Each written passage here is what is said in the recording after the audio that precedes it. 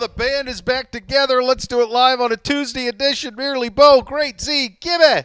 Poisal doesn't know how to park, among other things. I know. Off to a rough start with the parking situation location. at the undisclosed location. Hate to see it. Hate to see that happen. Good to see you. It's great to see you. It's great to see you. And I came in and knowing that there was going to be sadness over this parking situation, but I knew that our brotherhood and our reunion would triumph over that, and we're past it. Long past it. Having a great time already. Except Zagura, enhanced it by parking in Beau's spot.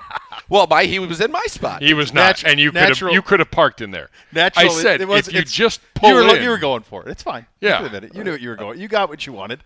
You got the reaction from me walking in the undisclosed location is what you wanted. Well, that's the original issue. Well, correct. And he gets all the ire. Correct. Without A, there is no B. Right. What I do. Beautiful. Dude, great to be back, man. I've been great. Had just a wonderful week with the family, and it's great to be back. No, obviously it's a strange time of year because it's not there's not anything going on. Right, I'm not. You don't want to be here. You'd like to be playing golf out on a lake somewhere. I would. On a boat. Yesterday with the do cook. any of that? You'd like to do any of those things? Yeah. No, you're not wrong. You're not wrong, but it really was. It was a great time. Shout out to Jace, by the way, again at Cedar Point. Our guy's the best. Got us in the park, which was super, super cool. And the weather, we went last Monday and last Tuesday. Seems like a lifetime ago. Yeah. The first day on Monday, it was pretty crowded. Yeah. So we had to Jace gave us some fast passes, and we got the fast pass for that day, so we could use the fast passes for the second day without getting it. So the first day we were able to go through everything, skip a bunch of lines. Yeah. And it was awesome. The second day on Tuesday, it was 62. Yeah. And it rained in the morning. Yep. But by the time we got to park at 11, no rain. Yep. Not another drop the rest of the day. We walked on to everything. No passes? No fast pass? Just walk on? So we saved the fast. We didn't even use them all. Bryce went, El Boods went yesterday, and I gave him those to take yesterday for him and some of his friends. We walked on to Seal Vengeance. Literally, we just walked in, went through the metal detector, walked up, and sat right down. Amazing. Twice in a row. Walked on to Gatekeeper. Walked on to Rep. Walked on to everything. So you've done it. You found the perfect day to do it. 60 degrees, no sunburn, no heat. In 2 days. Crushed it. I rode Val Raven 6 times. Oh, my gosh. I rode Steel Vengeance 5 times. I rode Millennium Force, I think, 3 times. I rode Gatekeeper, I think, 3 or 4 times. Raptor 3 or 4 times. What's your number one draft pick? Maverick we rode 4 or 5 times. Number one draft pick. I had never been on Val Raven before. And Is that the stand-up and it stops you? You're not standing. You're sitting, hanging, but yes. It's and the it one stops that you, comes over and stops. Yeah. Yeah, okay. And like I said, it was so we could go and we waited for the front. We didn't even have to wait for the front row. We're walking right onto the front row. Wow. God bless. So we rode that. We rode that literally 4 times in a row. Yeah. Just walk down, walk right back up, and sit down. Yeah. It was insane. I have no idea how it was like that. Feel very lucky that it was. It was great. But that one, when you're sitting there and you are hanging and you realize for a second, this harness is the only thing keeping me alive right now. Yeah, that's the one on that one. It allows for you to think. The others happen so fast. Yeah, that was always my thing with the Top Thrill is you are allowed to sit in the thing and ponder what is to come for a while before you go it. Well, on purpose. And you're kind of like, honestly, I don't need to do this. I'm good. I really don't need to go all the way and then do that. And the same thing with that Val Raven is you're and at that point you're cooked. You're already in it. But it allows for you to think. Where the others, it happens so quickly that. Well, right, Maverick, you get shot at. The ones, I had a couple good bits though going on where we would get up to the top of Val Raven and I'd be with the kids and I'd be like, this wasn't a good idea, and I just would say that every time I'd say this wasn't a good idea. I do that to them too. Then we're going up Millennium Force. Millennium Force gives you plenty of time to think, and it does. You don't want to look down. I don't. No, love heights. I'm not crazy about it. I'm not crazy about the look down. And I was like, I like to look ahead, just keep it focused up. I'm not crazy about looking over. I'm more just focused on what's coming. That's where I try to go with that. Agreed. It was so we were going. One of the times we went on Millennium Force, I was sitting because there were obviously 3 of us. Miss Kay had to work, so I had for her, and so I was sitting with another gentleman, and then the kids were behind me. And when we were going up Millennium Force, I turned around to look at him to say I don't think it's a good idea, and then I literally was like, this is not a good idea. I should not have turned around. Yeah, don't right look there. back. It was. We had the best time. We're so damn lucky that's in our backyard, man. Okay. It's stunning. Okay, couple things. It is stunning that it's here. Number one, We found an awesome Airbnb in this place called the Chesapeake, I think, Lofts, which Okay. is this huge brick building that used to be a paper mill right on the water.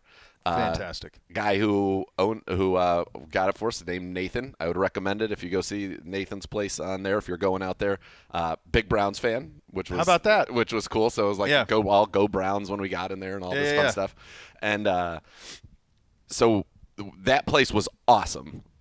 We had this cool 20-foot ceilings, the wood floor, looking out over the lake, and we looked right at Cedar Point, so we could see it. Yeah. And so on that Tuesday, we could watch to see are the rides going? Yeah. Because wind can shut it down. This is Sure. the first time I've ever been there where wind didn't shut anything down. Yeah. Sandusky, that little downtown part of it, So much fun. it's great. It's awesome. And we could walk from where we were to all the different bars and restaurants, which we ate at some great. Crush Wine Bar was great. Bar of Tacos was a delight. They had a Philly cheesesteak taco Okay. that may have been the best taco I've ever had. From a Okay, non-traditional I was just gonna say, standpoint. stop it. Yes, from like a Let's settle weird down a little bit. from a weird standpoint. It Okay. was Just one offer. yeah, just Okay. it was incredible. It was a delight. And then we were a 10-minute drive to Cedar Point. So Home run. it was as easy as could be. Why is this park where it is? Okay, why is the greatest roller coaster park in the world Yeah. in Sandusky, Ohio, On an island. on an island? And why, when you have, especially on the Great Lake, Yeah, that's right. which produces in many ways feels like an ocean. It feels very much to It's me quite like the large. Pacific. Yeah. That you wouldn't know any different looking at it other than Yeah. some of the accoutrement around. But you have the greatest roller coaster park in the world in a fairly obscure portion of Ohio. That's right. Yeah. Situated directly on a Great Lake. That's right. When the top 5 rides there are all dependent on there not being a lot of wind. Correct. Yeah. Yeah. So to me, Bit of a head scratcher. inland, away from coastal breezes, whether they be Great Lake or ocean, feels Orlando, for example, quite inland. Well, the only thing there is you'd have to put roof on all the stuff with what? because of the rain. So, they have to, all of the great rides at Disney are covered. True, man. Yeah. They're all in buildings. Like Guardians is in a building, Tron's in a building. They're all in buildings because they can't because of the rain. But this is out in the open, and this is dealing with snow. Well, true. Like the fact that it has to shut down for half the year is Seems pretty wild because it's the greatest roller coaster park in the It's world. the greatest roller coaster park in the world. Yes. I'm very thankful it's here. It probably would have done better in Austin, Texas, or Dallas, or something like that, where you had a. By the way, it feels like it doesn't even have to be in a real city.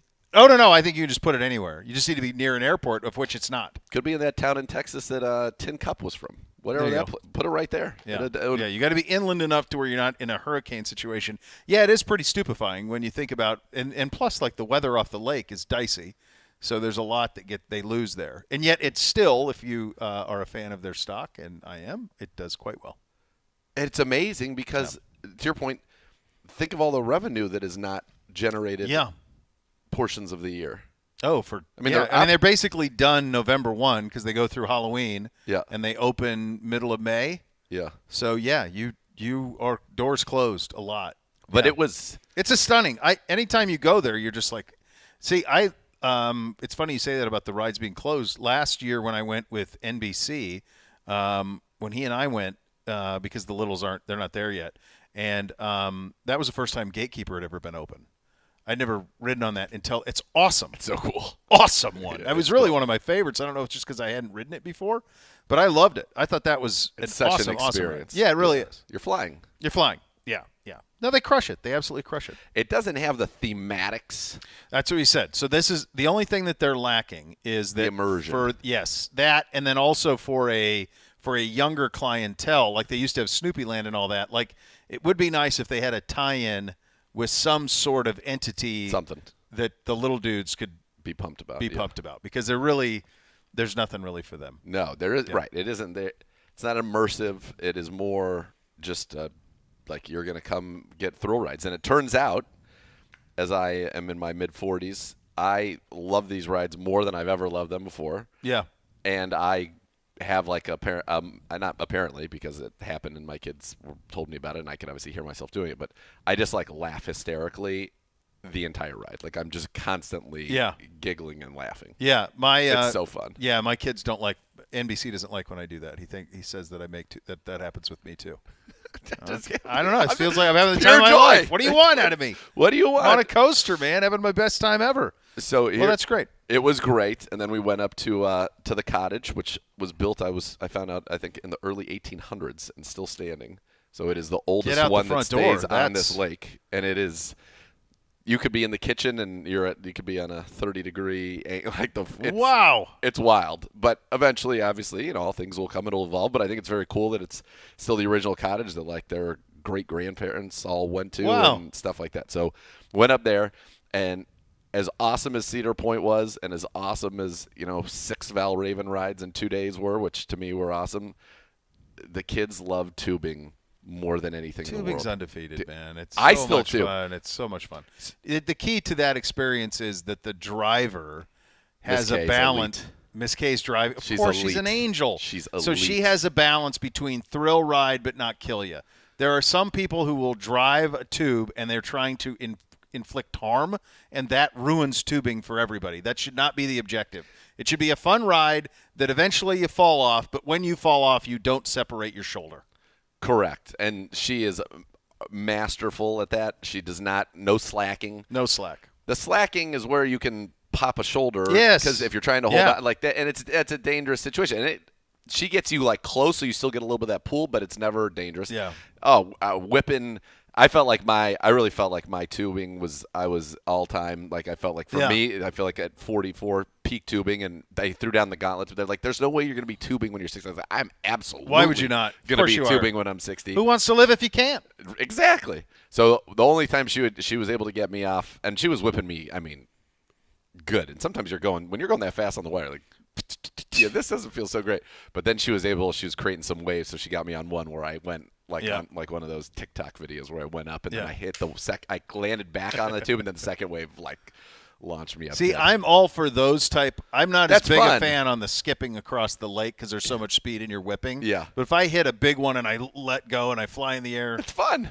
That's a win, man. So I'm going to show you. I'm going to show you a picture. What do you want? I think that encapsulates the pure joy. So because Bryce is like 6 feet, El Boots, we think of him as being as old as Arden, and he's not. He's 2 years younger than Arden. Yeah. So, he's 13, and Boots is 6 feet tall now? Yeah, Boots is. Oh, my God. I haven't seen him in a minute. That's incredible. It's nuts. So he still is typically the first one off. Arden is a very skilled tuber, although they had a head-to-head, and she finally went off first. And this was his reaction from the video I have. Victory! Of it. Look at that! Look at his face, pure joy. He fist pumped. It was just it was the most awesome moment. I loved it. Victory for Boots. I loved it so much. Good job out of him. He was so pumped. That's awesome. So it was great. It was honestly great trip. That's fantastic. Well, welcome back, and welcome back to. Thanks, man. How you guys been? Quite frankly, nothing. Yeah. There is nothing going on. It's all quiet on the Western Front. You did have the U.S. Open over the weekend, but from an NFL, and we'll get to it, from an NFL perspective, nothing. I mean, since many camps were quiet last week, Gibby. Other than Stephon Diggs. We had the Diggs stuff at the beginning of the week, but other than that, there was nothing. I mean, Hopkins is kind of doing this tepid tour, but the places that he's visiting don't shift the balance of power at all. There were some interesting comments, sort of, from Burrow and Herbert in terms of when their contracts getting done, but I don't think there's a sense of urgency for either. There was one. no news. There's nothing, man. It was really, and there continues to not be. It's just been I think what the biggest surprise to me was outside of Diggs last week, there wasn't really anything around the league noteworthy. Nothing. Agreed. It's wild. Some of the teams didn't do mini camps. Some of them bailed. There were a couple holdouts. People that showed Saquon Barkley not showing up at Giants camp, or is it? It's not Frank Clark. Yeah, with Clark the Chiefs. With the Chiefs, yeah. He's demanding a new contract. I mean, Chris Jones, because Frank Clark's with Denver. I was going to say Frank Clark just signed with Denver. I knew that didn't sound right. There's a couple little ones, but I mean, there were like 22 teams that had mini camp last week. Yeah. And there was nothing. None of them had anything. Much better coverage of our mini camp, I felt like, the week before. Well, I think maybe because we were on our own. Maybe. I mean, there were a few teams that were the same week as us, but, I mean. It just felt like. It was quiet. Because I always check, I'll always be There's a checking lot in more on teams now that are just like. Twitter machine. I mean, the Bills canceled the final day of their mini camp. Yeah. There were a number of teams that didn't even have mandatory mini camp. I don't think the Bengals had it again. Listen, I like it. We got great work. Saw Deshaun that carried me through the week, which was glorious. So I liked that we did it, and there isn't much going on. That's the truth of the matter in the National Football League. There isn't much going on, and we'll get to July 22nd. We'll come probably. It'll be here quick, faster than we want. Yeah, we're a month, buddy. We don't need to fast track. Yeah, no, baby. Let's You're good. live. Let's live. Let's chase the small ball Get out a little there bit. and Let's flourish. go out. Let's go. Speaking of the small ball, yeah. So we do a little bit of golf here on the program For sure. What did you like about the U.S. Open? Was there anything you didn't like about the U.S. Open? So I really enjoyed primetime golf. Same. I really loved it, more than I thought I would love it. And I don't know, have they ever done it quite like this Not late? that late. No. Right? Like when they play Pebble or Torrey at the U.S. Open, they go later. But like the Saturday tee times were 6:40 Eastern for the leaders. Yeah. So it's 11 o'clock, and it was dusk-ish by the time they were finishing. Yeah. It's 8 o'clock. Sunday night was perfect. Sunday Did the night, family thing, and then it was like, all right, everybody's gone. They moved Sit it an down. hour ahead. An hour ahead, yeah. Sunday to get you the 10 o'clock out instead of 11, which was much, much better. I loved both. I thought that the night golf, the only thing that was funny is on one of the days, either Thursday or Friday, like the headliners had been done. And so like at 10 o'clock, like they didn't have their tee times lined up right in terms of having enough marquee guys late. Like Olin Brown Jr. had the entire last hour. He was 2 over. He had the entire last hour of the broadcast on network television essentially to himself because there was like 4 guys left on the course. Yeah. Like, so they didn't have that timed right. They needed one of the marquee guys to be playing late for the last hour. But I loved primetime. So I love that. What I did not like, and there's only one thing, honestly, and it's nitpicky, but it did not feel like a U.S. Open from 2 standpoints. One, I thought that, like the fact that the ball that Wyndham Clark hit on 18, that should not be in the fairway at a U.S. Open. Like 58 yards wide. He hit a banana ball. Yep. Like that was a bad swing. Yep. That should not have been in the fairway. That should have been in the rough, and we would have had a lot more drama. But really, it was the lack of a crowd. Sure. There was no that energy, the roar, the tension that you could feel. It felt like there was. I know they said there was kind of a corporate open, and then they limited the tickets significantly. Well, so and then they had a bunch of no-shows. The reading of this, of like how this I don't understand why this place hosted it. It doesn't feel like any of their membership wanted them there at all. Yeah. The USGA has been trying to go there forever. It was cool looking. It's a beautiful it's course. Unreal that it's in L.A. The story. It's in Beverly Hills. Bo, you were telling the story from The Athletic. The story is of unbelievable. Insane. It is insane. Same guy built that one, Riviera Bel Air. They will not allow anybody in show business to be a member. If you're in show business, you cannot belong to no LACC. celebrities. And even now, like you cannot post to social media from LACC, so that's off too. Bing Crosby bought a house on a fairway, and he thought that they would allow him in, and they said no. Hefner's house is on 13. He wanted to get in, they said no. Tried building a helipad in conjunction with them, they said no. So he built an exotic bird sanctuary that you can apparently still hear to this day. Like if you get close to 13 green, there's these birds that are squawking and making all this noise, and it still annoys the membership to this day. So to be the membership, you just have to be a successful business person, but not in Los famous. Angeles. And then also, of course, like with most exclusive golf places up until recently, if you looked a certain way or from a certain upbringing, you couldn't belong there either. Yeah. So there was that part of it too. So it has all of this checkered history, incredibly exclusive. In terms of why there were no crowds, they only sold 9,000 tickets. Right. Okay, so they have corporate money that went to all the boxes, and then they had 9,000 tickets. Their membership tried buying up all 9,000 tickets. they allowed them to buy 4,500 tickets. So in terms of actual golf fans at the U.S. Open, there were only about 4,500 a day, juxtaposed to Oakmont, which will have 40,000, 40, or like Bethpage, or even Yep. last year at Brookline, it was like 30,000 fans a day. So yeah, it was quiet. It was awkward. The fairways, I mean, everyone's going back to that. We talked about this at Oak Hill for the PGA. Scioto down in Columbus is doing this. Pinehurst was probably the first, where they're like, hey, we love the big tree line stuff, but that's not how these courses were built. Let's take down thousands of trees and make rough and make the bunkers more punitive and all of those things. Like the thing that happened to Rory that would never happen at a U.S. Open, the plug. Yeah, Because into the normally face.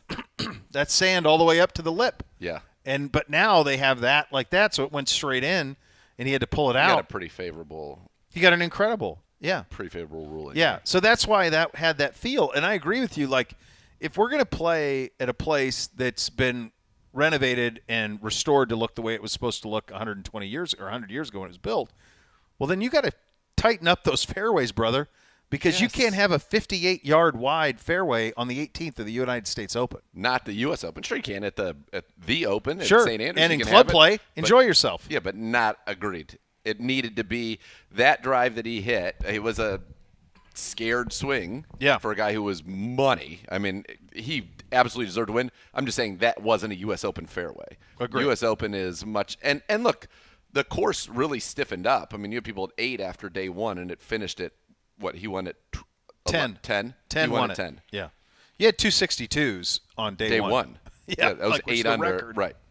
63 for Ricky Johnny Fowler Miller set previous, how about the fact previous that Fowler set the record for most birdies in a U.S. Open and didn't win? and wasn't really close. He Duffed the the last day was rough to watch. I thought actually the whole tournament. I turned to Kayla when Wyndham got up and down after taking an unplayable on 17, and then birdied 18, and then Fowler 3-putted 18. I was like, Fowler's done at that point. Yeah, he was cooked. Yeah. That's it. And that guy, Wyndham, was there. Look, fact of the matter is Rory McIlroy might be the best golfer in the world, but he can't putt on Sundays in major championships. Otherwise, he would have won the Open last year, Yeah. and he would have won this by a lot. Oh, my God. By a lot. He had 36 putts Sunday. Same as at the Open. Same at the Open. He did not make a putt all day. No All putts. And it's crazy. Yeah, it's really crazy because he basically plays like perfect golf, except he can't make a putt. He's the last. I think somebody said he was the only person to have within, because they haven't played the Open yet. So the last Open and then this U.S. Open to have dominated the field and be number one in strokes gained tee to green and not win. Yes. That's Do what it that looks in like. 2 majors out of 4 Yeah. and did not win one of them, let alone both. So when he got the incredible break on the drop, and he didn't make par there, and that's a 3-shot swing because Clark makes birdie and goes to 11. He drops all the way to 9. Yeah, and he never came back. And he never came back. He ended up birdieing one. Didn't he birdie one? He down birdied the first hole. and that was it. So That it was was just it. one. Oh yeah, that's right. So he went down to 9. I told the boys, and I was watching with my father-in-law and the boys, and I said, "It's over." They're like, "What do you mean? There's 5 holes left." I'm like, "No, it's over. He can't make a putt. He's not making a 10-footer. So either he has to stick it within 5 feet on U.S. Open greens rolling at 15, Which is hard. which is brutal. Yep. Or he's got to dunk it because he's not making a 10-foot putt, and he didn't. He didn't make a 10-footer. They all look good. Nothing. They They're all all are like- right there. He they're- coases them all up. Yeah, they're fine-looking putts. They're all 1-foot taps. Yeah. But he can't Can't make make it. it. And No. it sucks because I was rooting for him or Ricky. Do you see at one point, I think after on the middle of day 2 or the end of day 2, Fowler was something like 12 for 12 inside of 15 feet? Like he Yeah. had not missed a putt inside of 15 feet? Crazy. That's nuts. That's nuts. Yeah. That's like a video game. But then he lost it.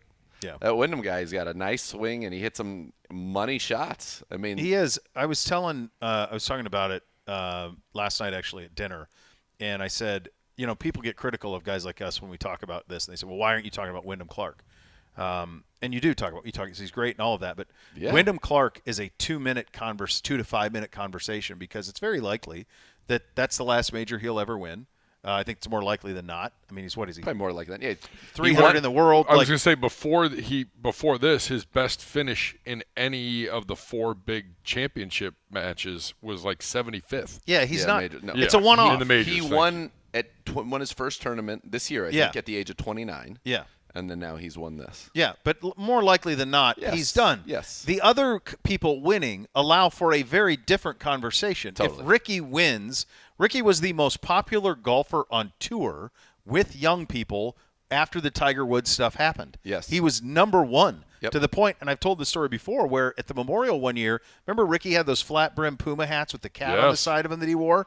One year, Nicholas okayed his company to make a golden bear version of that was flat-brimmed black with a giant golden bear on the side of it, because they were trying to they're like, this kid he hasn't won anything. He's coming here, and all these kids want to buy is Puma flat brims. Yep. Puma, so they tried Cobra. Yeah, all of it. All of it. All of it. In fact, NBC's clubs are Cobras. They're the Ricky Cobra clubs. And I said, well, I think these U.S. golf ones are probably the better ones, but he just wanted the Ricky ones. So that was it. So that part, he would have been unbelievable. And everything he's been through would have been an incredible story. And then Rory, it's 9 years now from a guy who you felt was going to win 12 majors 10 years ago. He won at Congressional. You think, well, he's going to win 10. That's what it felt like. And he's been stuck on 4 for a long time. There's these incredible historic hiccups on the 4th day, like the Masters one, which is brutal on the back 9. He's got 19 top 10s, 9 top 5s in majors in that time, and hasn't broken through. And so his legacy is on hold. His legacy is on hold. And then you had Scheffler, who was 4th. Was in the hunt constantly. And Scheffler is the best golfer in the world right now, it feels like. So you have all of these things that are a different golf conversation. Totally. Wyndham Clark is a 2-minute, good for him. Mom Awesome. died, all of it. Yes. Thrilled for him. Going to get some exemptions, going to get some sponsors. It's not anything that's going to travel. I will say for him, though, it's pretty money to have that much poise knowing who everybody else around him on the leaderboard was. Now, he shot 70, which was obviously good enough to win the U.S. Open.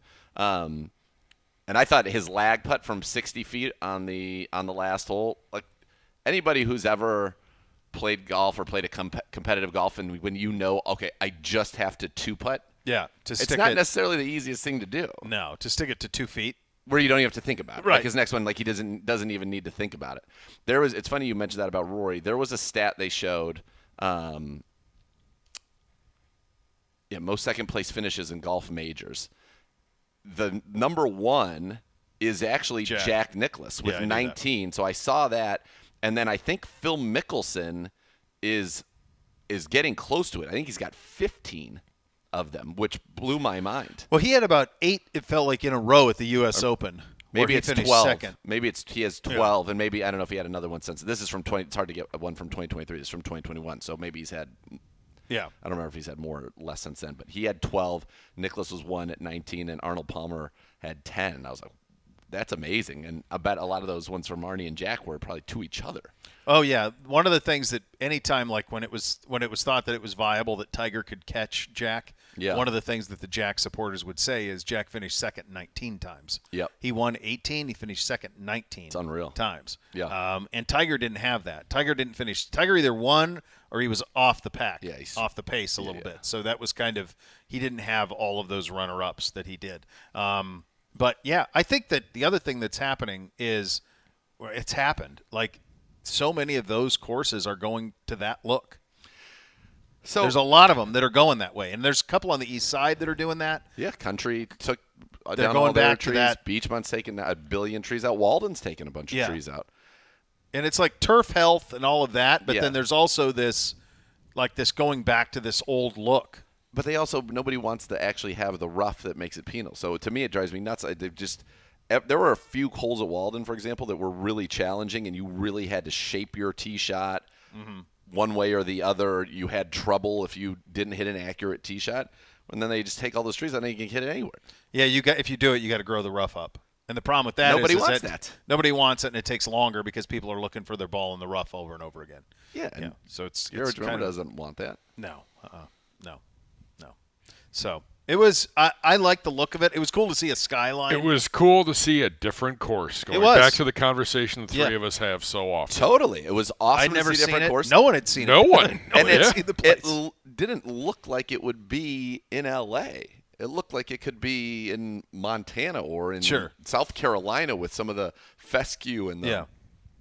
I thought it was visually I would be very beautiful. curious to see what it looked like before the restoration. Yeah. Like if it was, lush tree line. I'm sure. Like that type of look. I also the official teaching pro of the program sent me some before of at and afters of congressional because we were talking about this last week. It was I can't believe what they've done to crazy. congressional. I think it's crazy. And somebody even sued. Apparently, somebody sued because they basically kind of did it on the cover of Night. Took down all these trees. They're like, I'm not sure if this is even legal. Trees are. I love trees. Yeah, but There's a lot of clubs even around here that are doing it. Yeah. But I was texting with Mike about it, and he was saying that a lot of it is the other part of it is just like grass can't grow in the shade. Yeah. So like for the health of your turf, you have to get sunlight back on these courses. So, but it's going to an extreme nature with how it looks. Like this thing was wide open. Well, and in LA, it was wide open. You can't bring it back. Well, no, it'd take 50 years. Right. You can't. You can't just be like, well, I liked it better with the trees out there. Yeah. You can't do it. So, I don't know. I'm not a huge fan of that. I did love seeing this course, and one thing I will say that I loved as well was that 85-yard par 3. Love where that. The green was this narrow, and to see how good these guys are was awesome. That was really fun. I think yeah. the par 3s were really cool here. They had one that was 285, and then the other one that was 86 or whatever it was. That was fun. It was cool to see the variety of swings. And they had that one drivable par 4 where you could, I think it was 6 maybe, where you had a variety of ways that you could go after it. I thought the course was awesome. It obviously held up really, really well scoring-wise after what it appeared to be. We were on pace, obviously, which was ridiculous for 32 under. That wasn't going to happen, obviously. But that fairways, though, especially on 18 at a U.S. Open, just bring that in. You've got to hit a good ball off the tee on 18 at the U.S. Open. Like you can't just. They were right on the broadcast. I mean, one of them said it looked like a runway at LAX. Yeah. That is what it looked like. Zinger was good. I thought he's fine. I thought he's no Sir fine. Nick. No.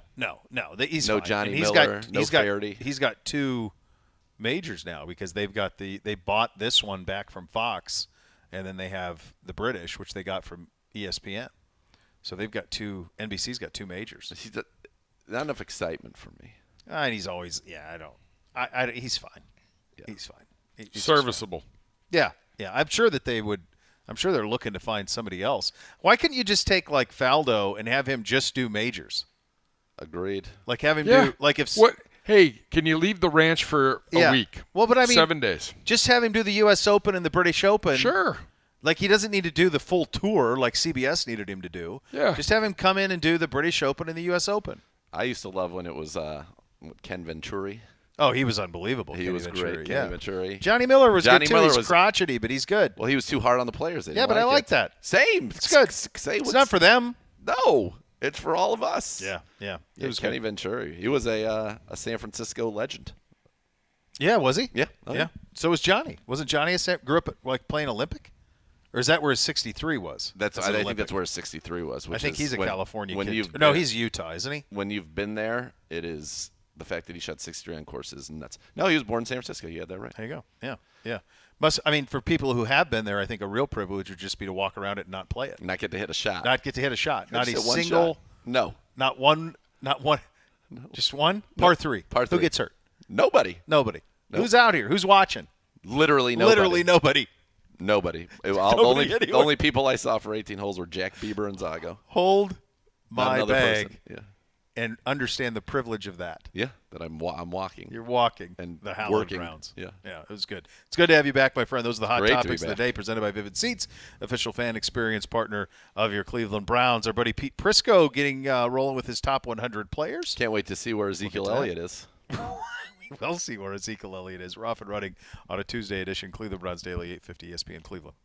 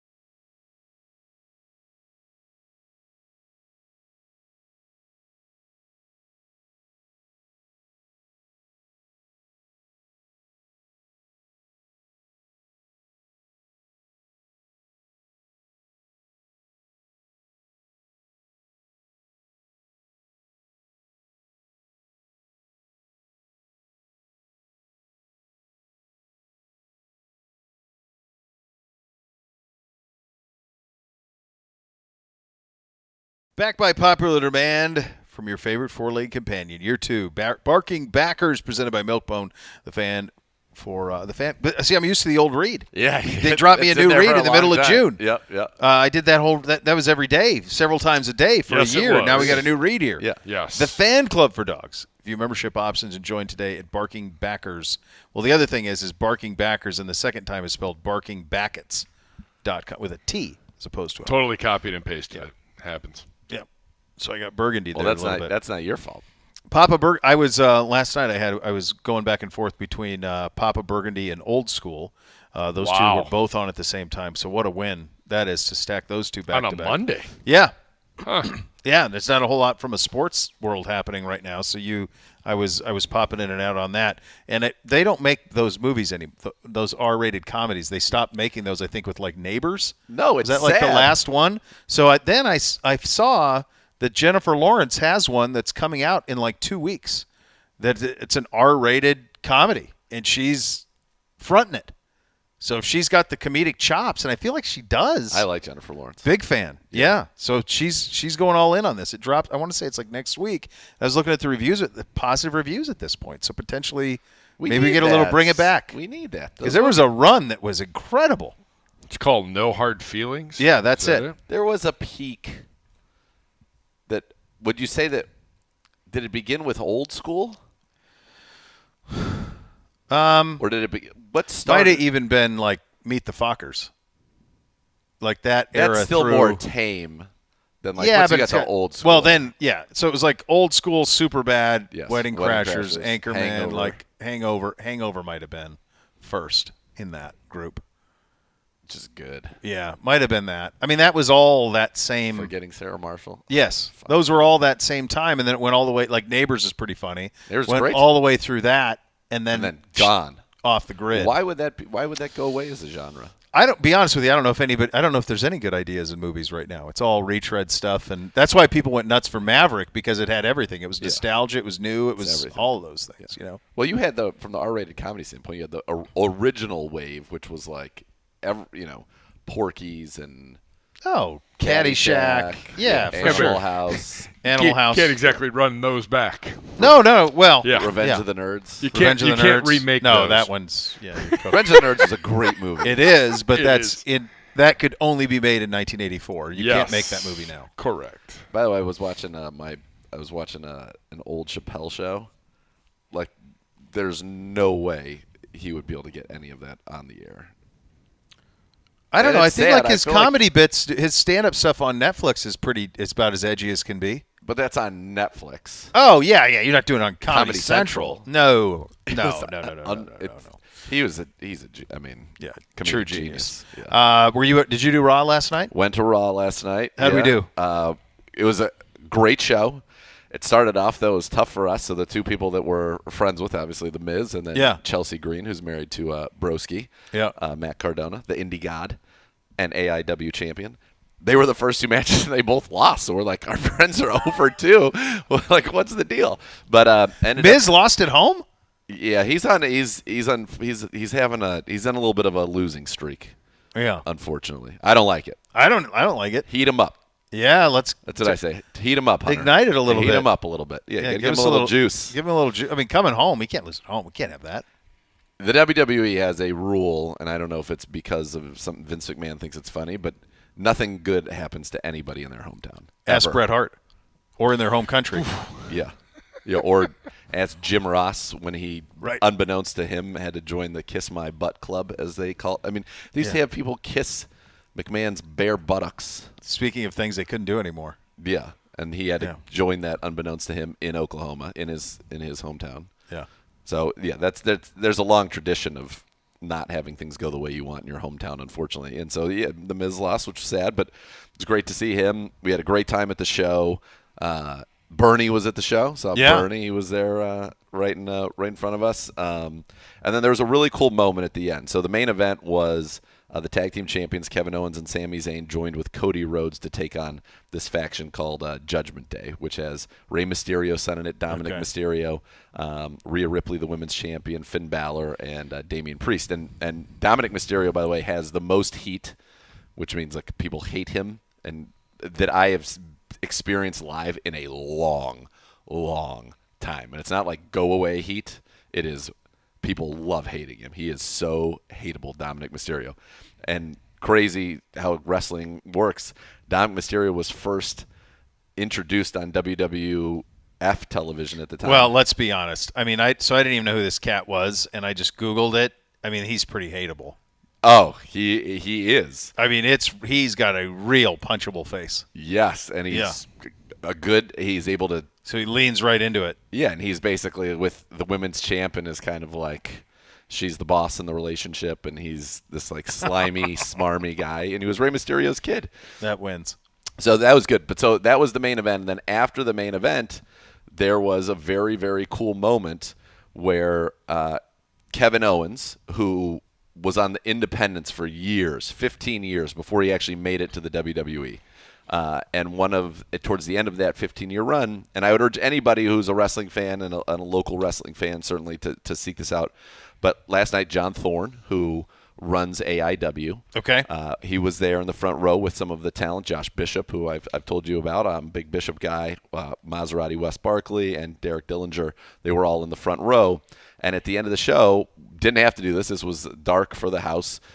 Kevin Owens talked about his journey for 15 years. He wanted to get here, and he was about to quit. And he said that I ended up, coming here and wrestling for a promotion that's here in Cleveland, AIW, which is the one that I do some commentary for. Yeah. And he basically said that without AIW, he wouldn't be in this ring. And he thanked John Thorne by name, and he thanked Chandler Biggins, who was the co-founder of AIW, who passed away 6 years ago. I think 6 years ago, maybe today, right around this time, and gave him like a huge shout out. And it was a really cool moment, and there's some AIW chants, and it was a really cool thing. Nice. And he said, so if you want to support people that you like getting to places like this, go support those shows. So we have one Friday night at the Asylum, so I'd say come check it out. But it was really cool because it was it was from his heart. It was absolutely real. That's and nice. it was a really cool thing. Is SummerSlam the next event? Money in the Bank from London is a week from Saturday. Oh, for the WWE, yeah. Is that an indoor, outdoor for AIW, match? we got Bow Down. This is this Friday at the Asylum. There you go. Where is the London? I would guess it would be either Wembley or O2 or whatever that is. Yeah, one of the new Wembley is. They have new Wembley, the Olympic Stadium, and then they've got. I mean, all those soccer teams there have their own. Like Arsenal has one, and it will be Money in the Bank. I just didn't know if they would do it outside or probably roll the O2 Arena. So that's indoors. So that's indoors. Sure. Yep. Yeah. O2 Arena in London, England. First Money in the Bank to ever be held outside of the United States. First major event to be held in London since 2002. So that's pretty cool. So major Money in the wrestling event. Yeah. Since 2002. Yeah, Money in the Bank's ladder match. They have the contracts where they get to climb up in ascending stars. Logan Paul came back last night and entered himself into the Money in the Bank. He's back in the mix. And cut a good Cleveland promo. It was basically the Miz's promo when he's like, the best thing that ever happened to me is when the best thing about Cleveland was leaving it and that I went to Hollywood and became the star or whatever. Yeah. But then he did drop that he's going to bring championships back to Cleveland. He ragged on the Browns. Come on. Wasn't he doing stuff for us last year? I was going to say. I think his brother was. I can't tell the difference. Jake Paul? Yeah, it was Jake who did stuff for us. Logan's wrestler, great wrestler. He really is. He's a natural. But then he said that when he brings championships back, he's going to go party at the Barley House, and that made me laugh. I thought that was a pretty good line, which has a very just Cleveland-only audience to it, but that made me laugh. Yeah. But it was a good time. Then we went out to Town Hall afterwards, which is always it's always a win. A great time. Yeah. I saw the whole Miz family was here. Yeah, the kids were here. He's throwing out the first pitch tonight at the Guardians game. Wow. Who'd he lose He's to? here for a few days. Tommaso Ciampa, who used to be his partner. They were kind of like teaming for a little while, and then he got hurt, and this was his big return. And Mike issued an open challenge, and he answered it, and Mike thought they were going to hug, and instead he punched him. Oh, a double cross. So it wasn't even fair. He had his T-shirt on still. He wasn't ready to wrestle when they rang the bell. I think you throw the result out. Throw the result out. I don't have a cents. problem with that. Yeah, my 2 cents. I don't have a problem with that at all. A couple of things around the sports world. It's funny, like none of this stuff is going to make a damn bit of difference. Like DeAndre Hopkins signing with New England doesn't change anything. Nothing. Titans changes nothing. There's, Dalvin Cook is still out there. He's saying like he wants to pair with Hopkins. Like, dude, come on. you're cooked. Dalvin Cook, cooked. I don't think is cooked. But the two of them going someplace and changing the power, the shift the power. There's not enough money on it. It's not there. The one place they go where I think they together would shift the balance of power, and I said it before, is Miami. You put Dalvin Cook in that backfield, and then you put DeAndre Hopkins as the possession complement to Waddle and Tyreek Hill. Yeah. I mean, that feels like they would be pretty formidable. Yeah, I mean, their whole thing, though, it's always if Tua is healthy. He has to stay healthy. Yeah, we're going to get to some quarterback rankings later where he is totally disrespected, which I thought was stunning. I think it's amazing. We had Armando on last week, and I was asking him I asked him just that about Tua. Like, are they really going to go into camp with this roster that is Jalen Ramsey and loaded like this? Like, you're really going to go in without any insurance policy behind Tua Tagovailoa? And he talked about Mike White, and I even asked him the Stafford question. Like, if something happened to Tua, would they be nimble and try to make a play for somebody like Stafford or somebody who might be on the market, who has a dwindling time in his current location? And he seemed to be like probably not, that they would roll Mike White. And I'm like, geez, I don't know. It feels like a hell of a gamble with that roster to roll it that way. Yeah, it does, because it's pretty loaded. Again, it's part of why the AFC is very tough. Well, right, and the places that Hopkins and Cook are linked to are AFC teams. Yeah, but New England, to your point. Well, that's nothing. That doesn't do anything. I mean, that's just there's nothing. I don't know what that is. It's nothing. Someone tell me what that is. I think it's him probably. Look, they're one of the few teams that Belichick. actually desperately need him in that they have no weapons. None. So, like, they need. Oh, they don't have a quarterback to get right. the ball So to him. So they have no weapon. Like, they could use him. Everybody else, it's kind of like a luxury. Yeah. I agree with your point about Miami. I think he would do well. He would do well in all the no-brainer places. Like, he'd do well in Kansas City. He'd do well in Buffalo. He'd do well here. Like, all of those places he'd do well, and I think all those places would take him. They're just not going to pay him. Agreed. Speaking of Buffalo really quickly, was this part, because we've kind of, the first hour has been changed. Is this where we were going to mention Diggs was somewhere in here, or is that in the second? Yes. We talked about it earlier, but go ahead. You haven't weighed in. No, so what did you guys – so this is – here, I'll give you what I know about, because I didn't really heavily invest, obviously. Well, we did an hour and a half last Tuesday. I bet you would. Why not? It's the most fun. Whatever. What else are you going to do? Hoping for the best. I mean, it was raining sideways. So It's at not one great. point, it was he's not here. McDermott's very concerned. Yeah. There's all these problems, and then the That next was Monday. day, He was practicing. McDermott's like, "What do you mean? Nobody was concerned. He was here. What's the big deal?"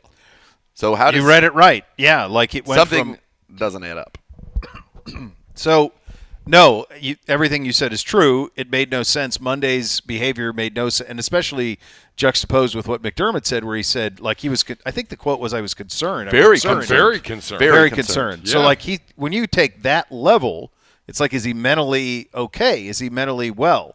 And so then all of a sudden the next day it's kumbaya, and they gave him the time. He was in town. They gave him the practice off, is the way he spun it the next day, and then he was at practice Tuesday, and then they canceled practice Wednesday. Yeah. So it made no sense No because sense. None of it did. Because it comes out that we're really concerned he's not here, and then you find out that he was there in the morning And then and Josh then gone then for left. practice. and Josh Allen was like, "I don't think he doesn't like me, but Yeah. maybe I don't know." Yeah. So the reporting that I saw over the weekend was that he was angry about the trajectory of the offense and his lack of his opinion that was asked for in how they go about playing offensive football.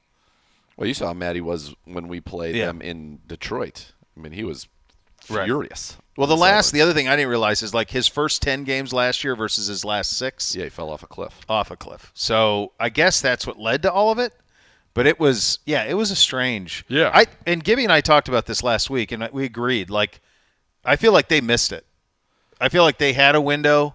It was a 2-year window with, like, as they're going to have a bunch of windows with Allen, a bunch of different builds around him. Sure. But in terms of this build with this group, it feels like they missed their opportunity. And now I think you think about what we've done we'll talk Jets in a second, what the Jets have done, Miami, Cincinnati, Chargers coming. Like, there was a blip. I think they probably thought they should have had the Bengals last 2 years. Super Bowl, playing Yeah. the Super Bowl, playing AFC Championship games, and they didn't have it. And I think that they were, in many ways, derailed by injury. I think the Von Miller injury was devastating to them. I think that, Yeah. that last year they lost Micah Hyde basically for the whole season. The year before, Yeah. Tre'Davious White. Bad Poyer luck. missed time. They had some bad injury luck at important positions of their defense. And now they find themselves, this team that we're going to talk about next, we continue our tour around the league, the Jets, staring right across the field at them and going, man, they got kind of everything that we have too. They're at absolute. I think they're an equal to where Buffalo is. We'll talk to Rich Cimini about that coming up next. Second hour, Cleveland Browns Daily, 850 ESPN Cleveland.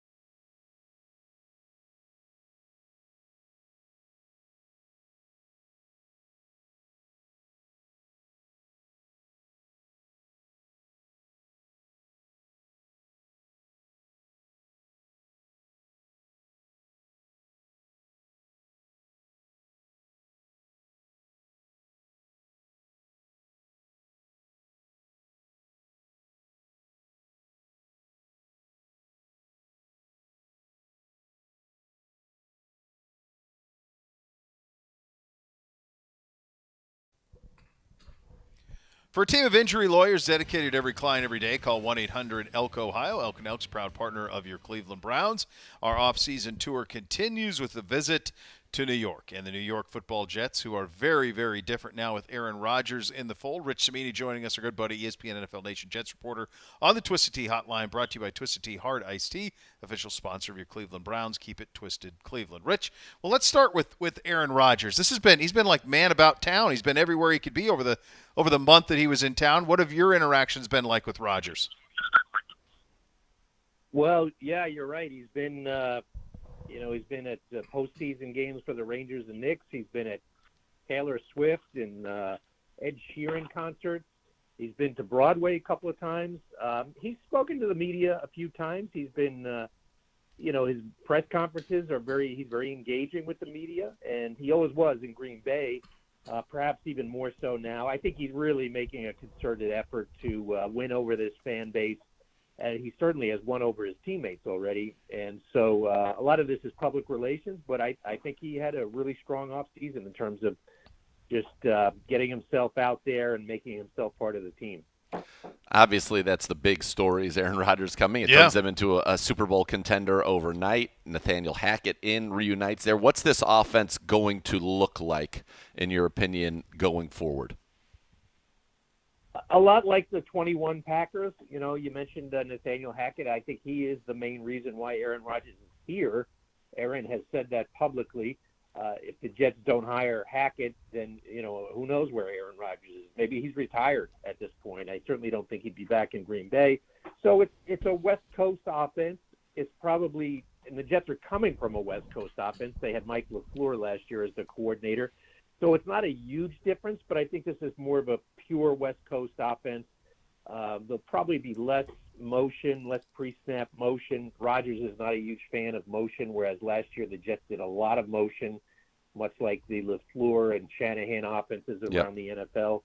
So I think they'll dial that back, and he's got a great relationship with Hackett. It's almost like a brotherly type relationship, and so that part it's a huge advantage to have a quarterback that experience come in and not have to learn a new offense is just a big plus. Yeah, and he's got a very, very talented group of pass catchers, led, of course, by Garrett Wilson, who I think is going to be a monster with Aaron Rodgers there. How do you see the rest of that room shaking out, though? Because, you know, Corey Davis is still on the roster, right? You brought in Lazard, you brought in McCole Hardman, you brought in his pal Randall Cobb. How do you kind of see this wide receiver room playing out? Yeah, that's a really good question. I mean, clearly they have their number one is Garrett Wilson.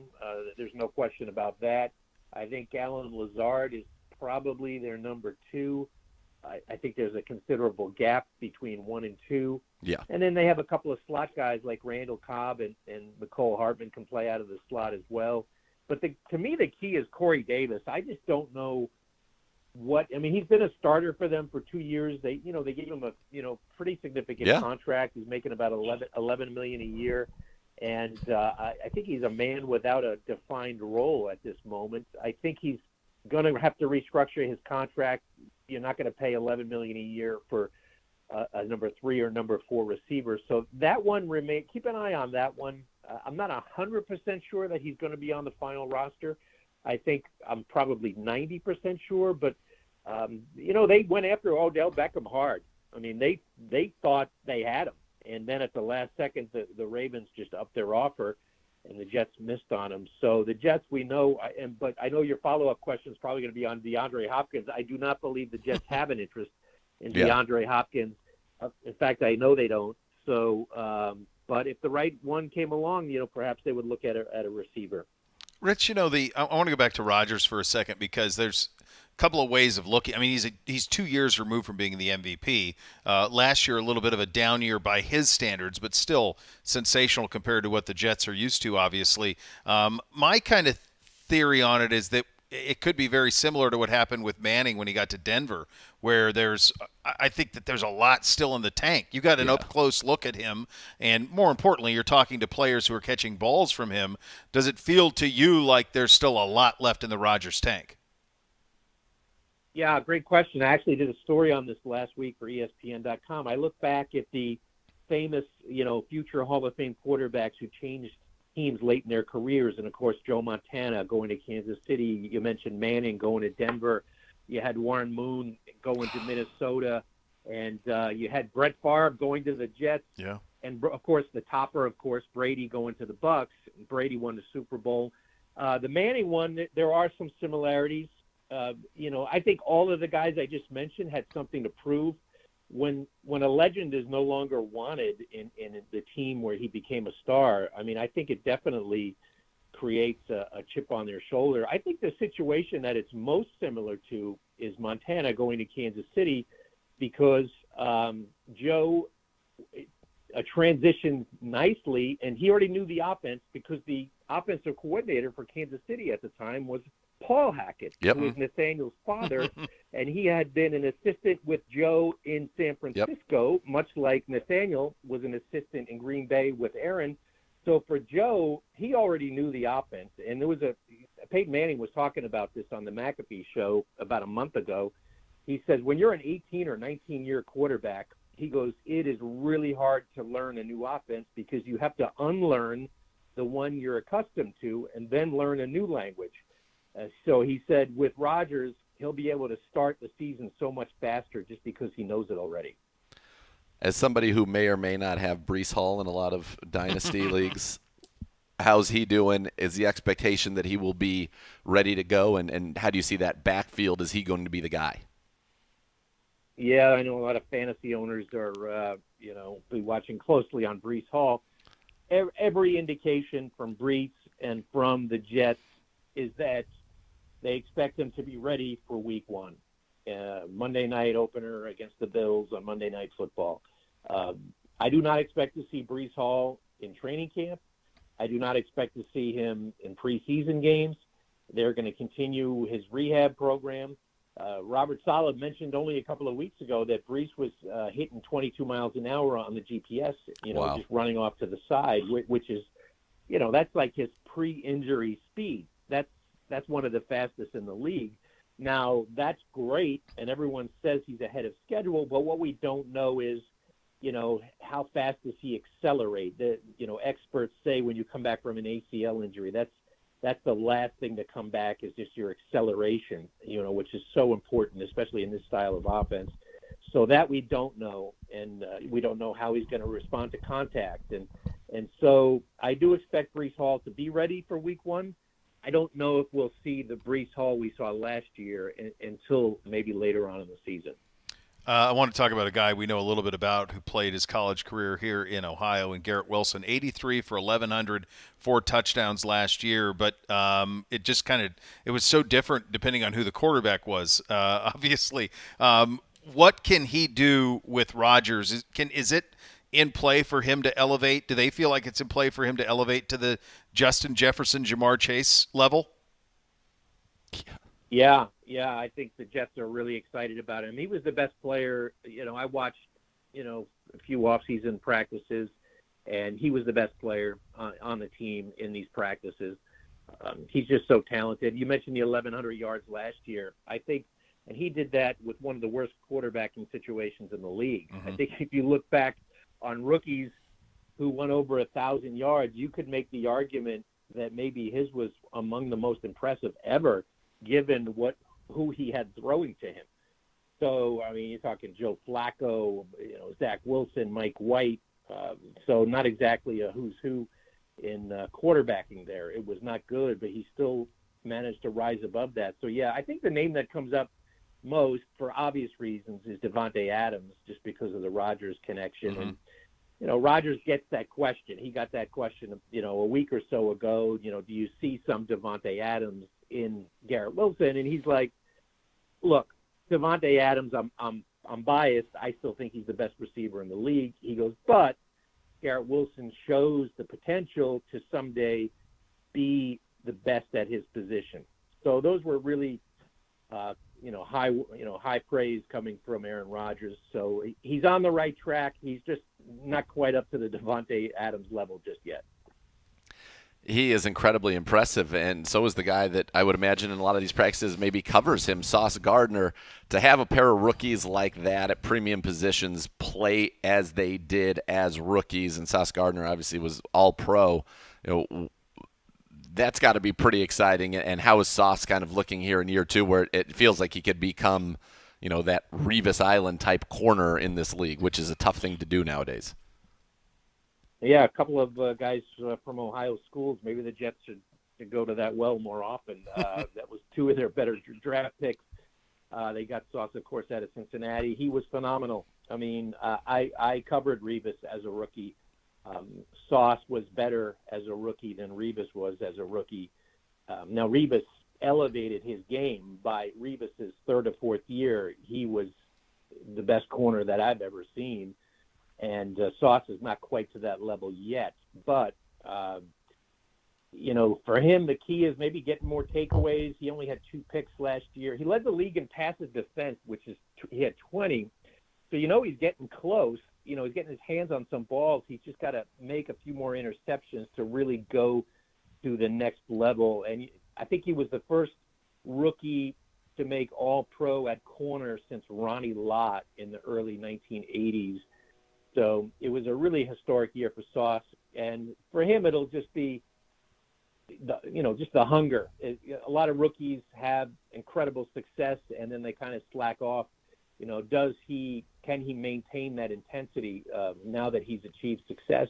From all indications, the answer is yes, from what everyone says. Of course, we don't know that for sure until we see it play out. But sure. Yeah, he is a tremendous, tremendous talent.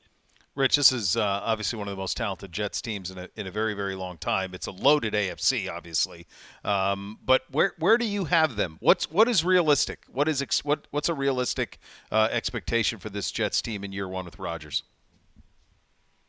Yeah, I mean, they're not the best. They're the second best, probably not even the third best team in the AFC. I still think Kansas City, Cincinnati, Baltimore are probably the 3 best in my opinion. And then, they're loaded in the AFC East as well. Buffalo and Miami are right there. I definitely think it would be a major disappointment if the Jets don't make the playoffs this year. They won 7 games last year with, a lot of instability at quarterback. I think even if Rodgers has a good year and not even an MVP year, I think they'll get 3 more wins. So I think this is a 10 or 11 win team that'll probably, go to Kansas City in the divisional rounds and maybe lose to the Chiefs in the divisionals, which I think would be a solid year for the Jets. I don't think they're ready to go Super Bowl just yet. I mean, their offensive line has some questions. They have some age, they have some injuries there, some stuff they're sorting through on the offensive line. I think that's the big question. But, yeah, I would say a 10 or 11 win team that gets into the playoffs. You mentioned the offensive line there, and the question I was going to ask is kind of what do you see as the holes on this roster or the things that would limit the upside of what feels like it could be a pretty darn good team? You have a premier guy on the front of your defense. You got a great linebacker. C.J. Mosley's played well. Your back end, we know the stars there. And then offensively, with Rodgers, it feels like you got an opportunity to put a lot of points on the board. Yeah, with the offensive line, it's they got a 38-year-old left tackle in Dwayne Brown who's coming off a rotator cuff surgery. Played well last year with that injury, but 38 years old. How much does he have left? They got a center situation. They drafted Joe Tippmann out of Wisconsin in the 2nd round. I fully expect him to take over that job at some point, but is he their opening day starter? I don't think they're ready to say that yet. They have Connor McGovern, the incumbent, still on the roster, so that's a competition. And right tackle is there's a multiple choice there. They have a few guys. Mekhi Becton, the guy, they drafted him in the 1st round in 2020. He's been a disappointment so far. He's been injured a lot. He's battled weight issues. He's lost 50 pounds this offseason. He's down to, I think, under 340 now. It's been an amazing transformation. He should do a commercial, like they should get some sponsorships for some dietary Body by Becton. Slim Fast or something, Weight Watchers, because he has dropped. He looks like a different person, but he hasn't played in 2 years because of knee injuries. So can he, stay on the field? So that's another question. So so they got this Hall of Fame quarterback and they've got some good pieces around him, but it's not going to mean a whole lot unless this offensive line comes together. Rich, great stuff as always. Thank you so much for your time today. All right, guys. My pleasure. Have a good one. Yeah, you too. That's the great Rich Cimini. ESPN NFL Nation Jets reporter on the Twisted Tea Hotline. Brought to you by Twisted Tea Hard Iced Tea, official sponsor of your Cleveland Browns. Keep it twisted. Cleveland will hit some of the categories on the Jets coming up next. You're listening to Cleveland Browns Daily. Brought to you by Ballybet, sports betting partner of your Cleveland Browns. Coming soon to Ohio on 850 ESPN Cleveland.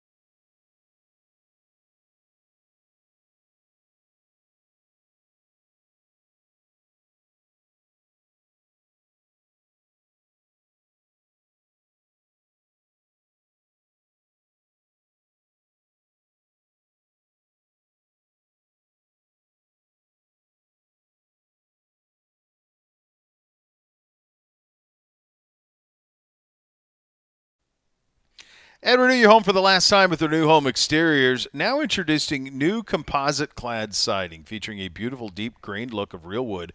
20 available colors. Keep that just installed look for a lifetime with this low maintenance siding option. Right now, take advantage of no interest or payments for 24 months. Renew Home Exteriors. Superior products, superior service. Visit renewestimate.com for more and tell them that Beau sent you. Time to take a look at the categories on the New York Jets. Uniforms, boy, what a miss. It's sad. They've got in their stable. They have, I think, beautiful uniforms. Well, now they can't use them though. They're not in their current closet. No, and I just pulled up their closet, as a matter of fact. So they've got the greens and then they've got the black, but they do not have the Namaths. No, and the in Namath there. is exactly what they should be. You should wear the Namath with a black version of the Namath. Oh, that would be beautiful. How about that? Look at you advocating for a black jersey.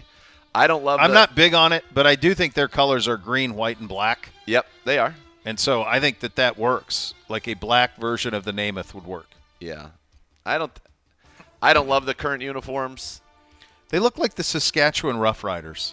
Yeah. They look like a CFL outfit. Nike does this thing, if you let them, where they feel the need to put the name of the city on the jersey. Yep. The NFL does not need it. Yep. It's never needed it. There's no reason to do it. Everybody knows what the team is. You shouldn't have to put it on the side. They have all these crazy striping I don't and like nonsense. that striping. Yep, agreed. Yeah, it's brutal. It It's is just brutal. It's just an amateurish look. But they did this with Atlanta. Remember, Atlanta has to have ATL on the front. Like that's why? That's just a good uniform. What is wrong with that? It's a great uniform. There's nothing wrong with that uniform. These are it's terrible. It is. Yeah. I don't know.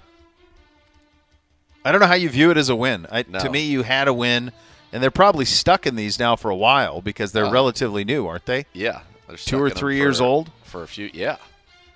It's crazy, though, when they debuted those, it was Sam Darnold, Jamal Adams were the people that they were like, they're big, promo guys.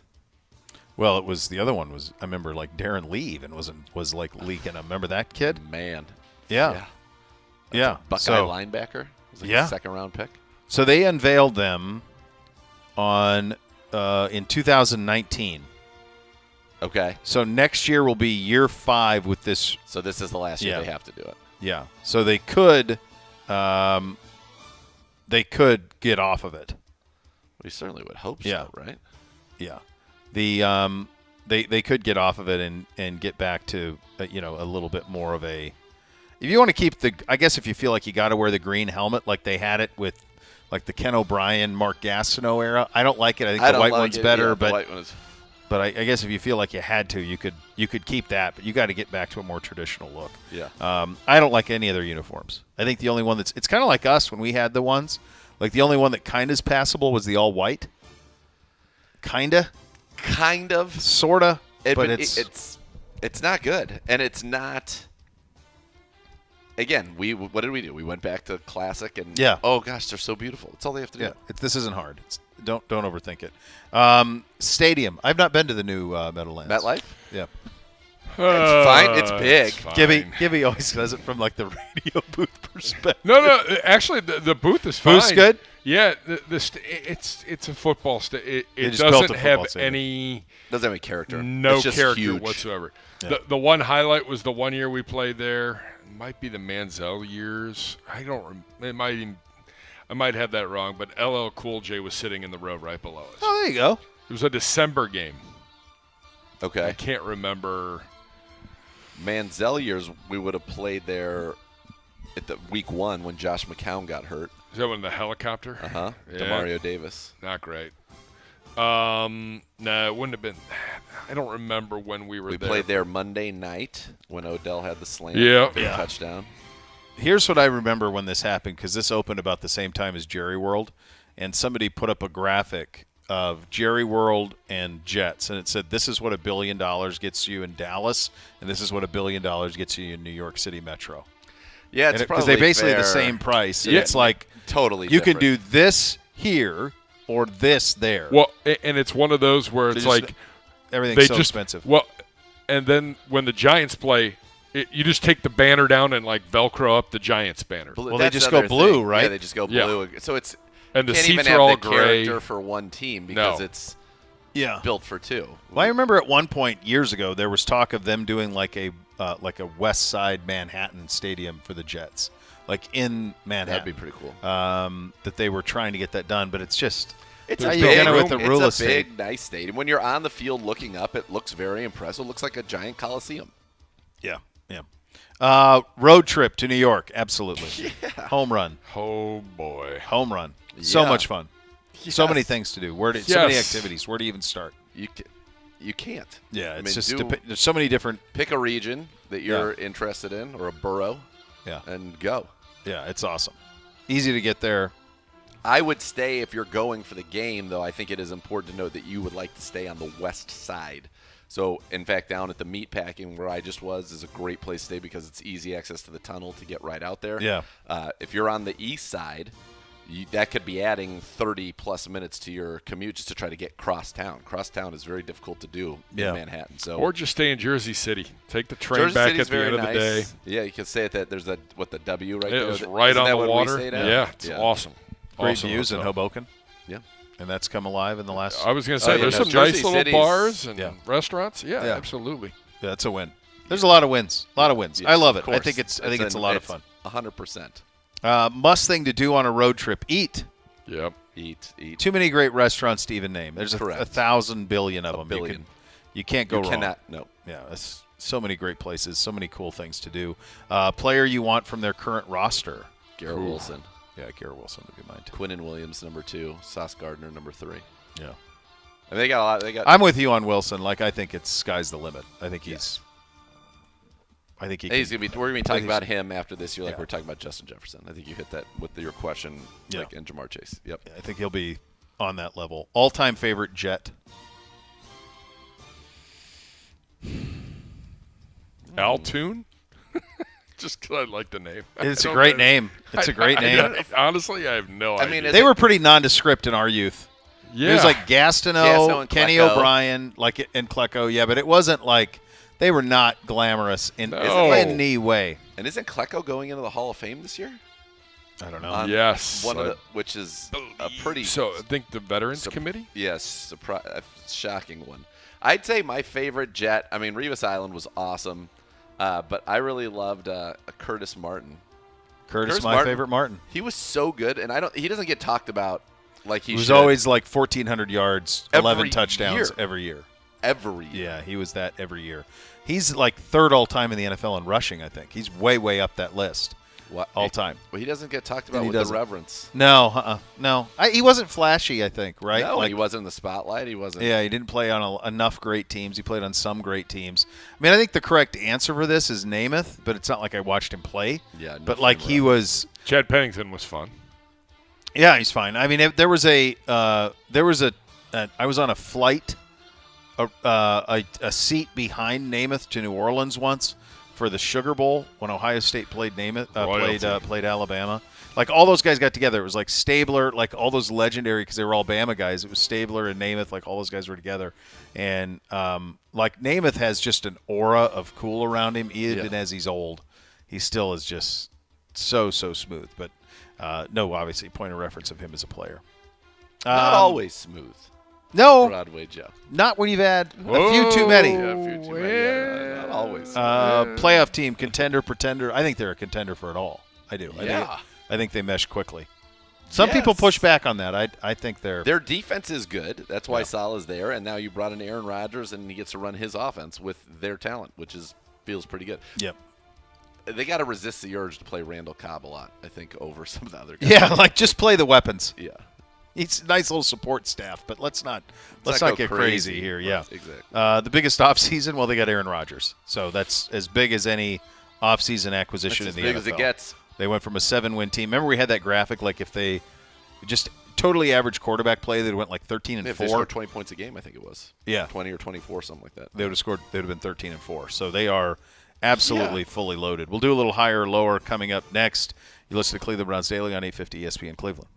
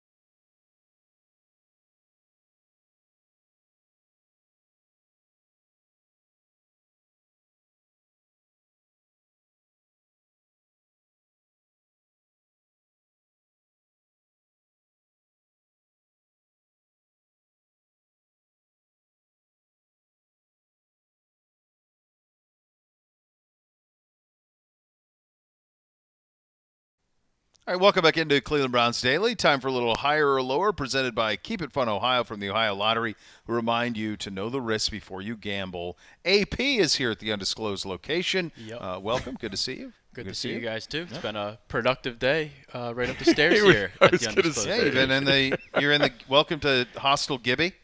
Yes. Beer flows like wine. Oh yeah. Oh, yeah. Absolutely. And the parking spots, as you talked about before, are limited. They are limited. Not for me, baby.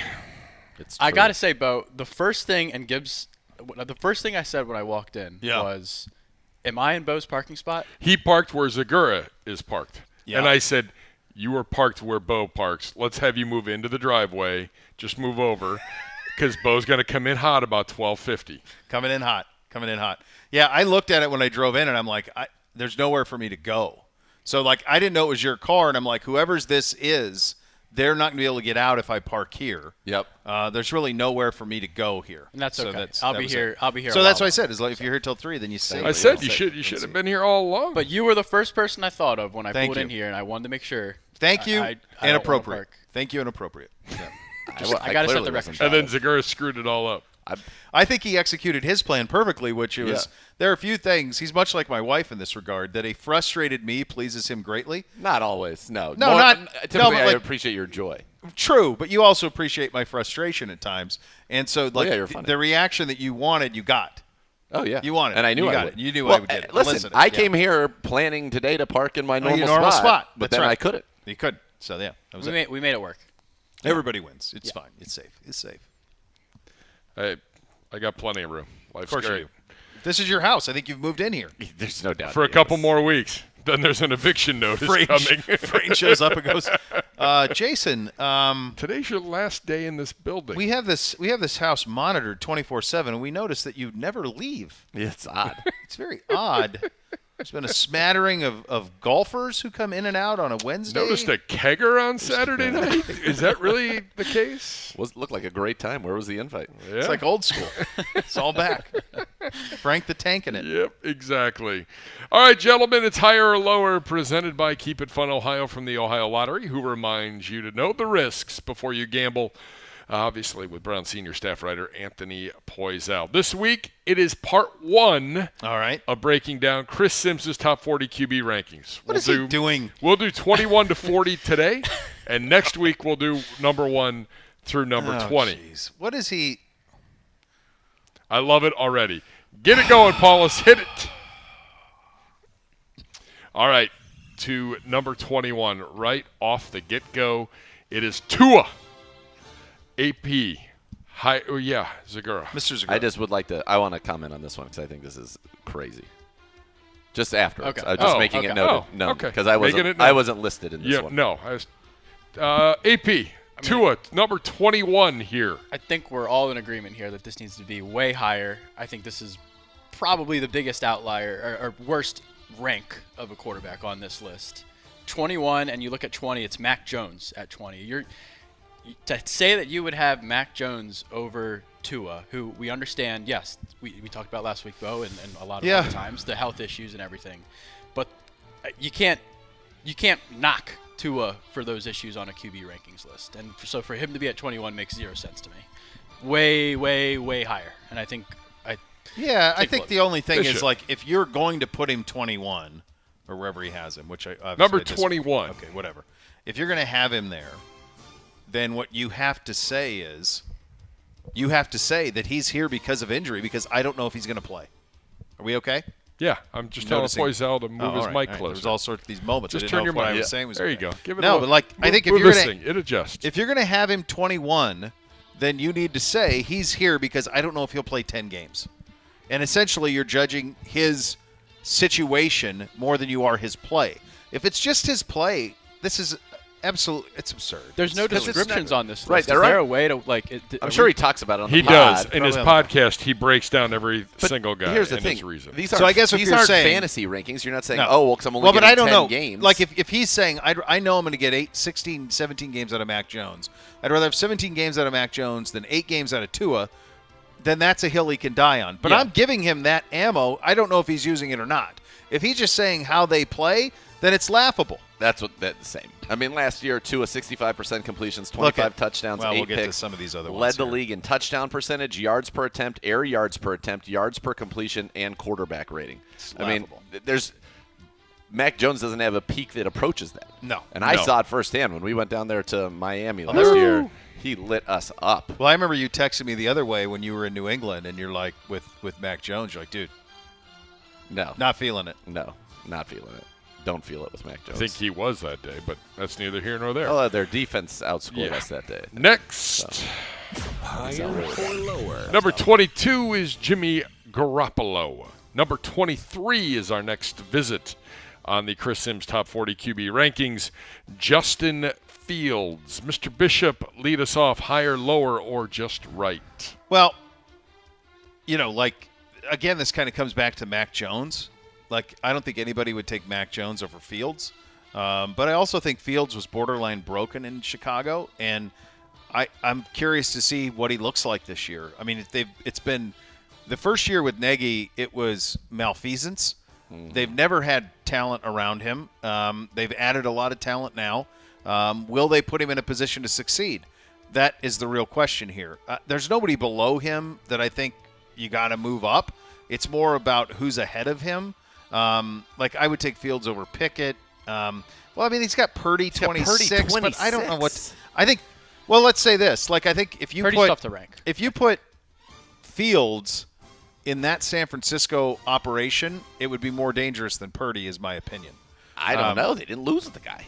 I understand, but he was so efficient. The questions are it's a Fields is more dynamic. There's no doubt. What he did running the ball last year was crazy, but to run Kyle's offense really the way that you need to be able to put the ball on he time. He did that in at spots. Ohio State. So what the hell happened? He has not done that in the NFL. I don't know. I would have him. I would pick him over Purdy. Zagura, higher, lower, or just right?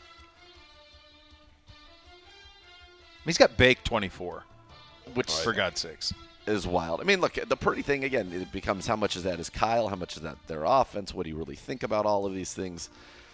Fields, I would just from a specimen standpoint and from an upside standpoint, I think that he's probably ranked just right. We've seen Jimmy G take teams to Super Bowls and championship games. He doesn't lose when he's healthy either. No. So to me, that feels like in his mind the cutoff. Again, Mac Jones does not belong in the group ahead of Tua or Jimmy G. But I think that Fields is the upside guy of everybody else. For sure. Is this a do you think this is because Chris and Kyle are tight, they both played at Texas together. Is this like him saying Kyle's even smarter? Is that kind of in the back recesses of his mind that Kyle's doing this with incompetent quarterbacks, basically? Giving him even more juice. I will find his description of Mac Jones and I will play it for us tomorrow. Yeah, I have a hard time. I can't just play it off the whim because you got to edit out the bleeps. I just it's hard for me to imagine a scenario where Mac Jones is ahead of Tua, Jimmy, Fields. Yeah. Yeah. All right, next. Higher or I'm going to skip Pickett at 25 and let's get Brock Purdy because Zagura thinks he should be higher. Do you guys think he should be higher? Poisal, I'll start with you. He's so tough to rank on this list, I feel like. But I would probably move him up over Kenny Pickett, and I would move him up over Baker Mayfield. I'd probably have him right behind Justin Fields. I think they probably belong right around the same spot on this list. But I don't see why, after what you saw last year from Kenny Pickett, what we've seen the last couple years from Baker Mayfield, how you would have Brock Purdy behind them on a list like this. Brock Purdy went 7-0. The only game they lost was the NFC Championship where he got knocked out immediately, basically. Even in the playoffs last year, basically, it was, again, these are 2-game totals. 65%, 569 yards, 3 touchdowns, no picks, 9 yards an attempt, and a quarterback rating of 110. I mean, at some point, regardless of what you think of the offense, that's phenomenal. You can't. There's nothing in there that you can knock him for. I think that the counter to it, all of that's true. I think the counter would be he's asked to do the least of almost anybody. Now, he does it at an elite level, but it's 150 yards a game. He's not having to, the thing we always go back to, can he go win it for you with his arm when you know that they're going to throw? Their offense is based on. Sure. So, like, that's that next level. Does he have that potential? I have no idea. We have no damn clue. We have no clue. I mean, the guy went in the seventh round. He went, so it's The he's numbers- a really tough evaluation. He was extraordinary in a short amount of time. I'm trying to think even the in numbers sports. of the 150 though is not that's counting the 9 the games 4 where he non-starts. took like yeah, you're meals. right. Yeah, there was 5 when the 5 starts. He went 210, 2 touchdowns and a pick, 185, 2 touchdowns, no Yeah. picks, 217, 2 touchdowns, no picks, 234, 2 touchdowns, a pick, 284, 2 touchdowns and a pick, 178, 3 touchdowns, no picks, 13 touchdowns, 4 picks. He had multiple scores every game. There's not like a 319, well, and then 30 in Seattle, 30 of 42 type game. Seattle first round of the playoffs, and they win 41-23. He goes for 332 and 3 touchdowns. So that was his one. So he was certainly getting better. It's He's hard. a tough one. He's a tough evaluation. I don't know. I think in other sports, it's like you think of other guys who like came out of nowhere. Right. And the question is, right, is he ranking these people given the offense and system they play in, or is he saying if you drop them into any situation? I think it's his top 40 quarter, like his top 40 going into the year. Right. Then he's drunk. But like then he's drunk. If that's what it is. That's our boy. Next. I mean, like Higher he's or got. lower? We need explanation. Holy hell! So- Like he's got the guys at the top of this draft. Like he's got C.J. That's Bryce my Young. question for you, Bo Bishop. The rookies here. Richardson at 36, Stroud at 37, Bryce Young at 38. Which rookie would you rank the highest? Wait, And look who he how has at 40. and how high would you put And they that drafted rookie? a running back, 8th overall. Yeah. I don't know how you could Not have. serious, yeah. I understand they're rookies. I get it, but like, I mean, he has the starter in Atlanta, Ritter, behind the backup in Atlanta, Heineke. Yes. He's got Stroud 37. He's got Young 38. He's got Richardson 36. All behind Mike White. All behind Tyler Huntley. All behind Davis Mills. All behind Jarrett Stidham. Like this is. He's got some of Andy this is Dalton silly. 10 ahead of Bryce Young. Yeah, some of this stuff's really silly. I mean, he's got Bake all the way at 24, which is pretty remarkable considering what that's been the last couple of years. So Yeah. I don't know what the hell he's doing here. I don't understand the thought process. He obviously likes Richardson best among these rookies, and that's fine. I mean, everybody would say he has the most raw talent.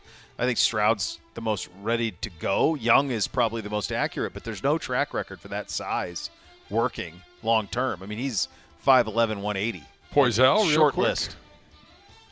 I mean, I agree with everything Bo said. I think I'd probably would still have Bryce Young ranked higher on this list, just the fact that he is the first overall pick. He does have probably the best college resume of those 3 quarterbacks, easily over Anthony Richardson. The Heineke over Ritter on this list is just by not just over. There's 7 other quarterbacks between them. That's insane. No, I think Huntley being 29 is quite honestly laughable. There are other quarterbacks. Davis Mills is 7 ahead of CJ I think it would Stroud. be really funny to see how he ranked him last year or 2 years ago.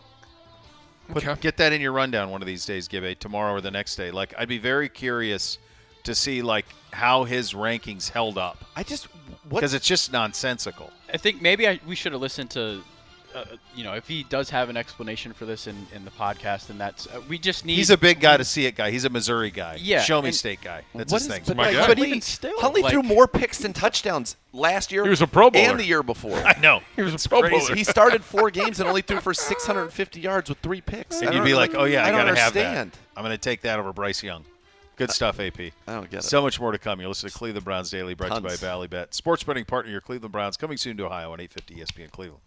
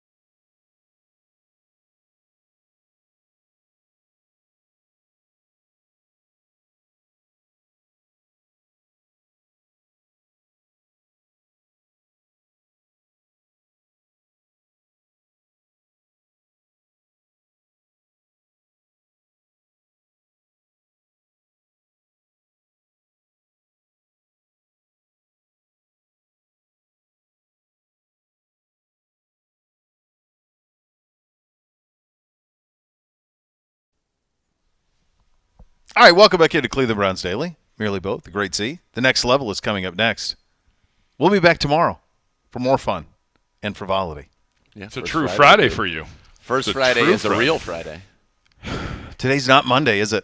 No, it's not. Yeah, so It's the Tuesday. first Friday into it is an actual Friday. Yeah. Yeah. I want, by the way, tomorrow we need to discuss the itinerary, the restaurants, all of that. I think I got the ones that you. You did, but I want to hear. I get Yeah. excited. I want to hear the think layout. I think of it's the- laid out. Yeah, that's I what I want. That's what I want you to we're all walk me set up. through. Yeah, we got to get the things, the must-dos and all that stuff, so we'll work Yeah. on that. All right, good. You have that to look forward to, among other things. Plus, Chris Sims' list. How well did it age? The Next Level coming up next. Thanks for listening, everybody. Cleveland Browns Daily, 850 ESPN Cleveland.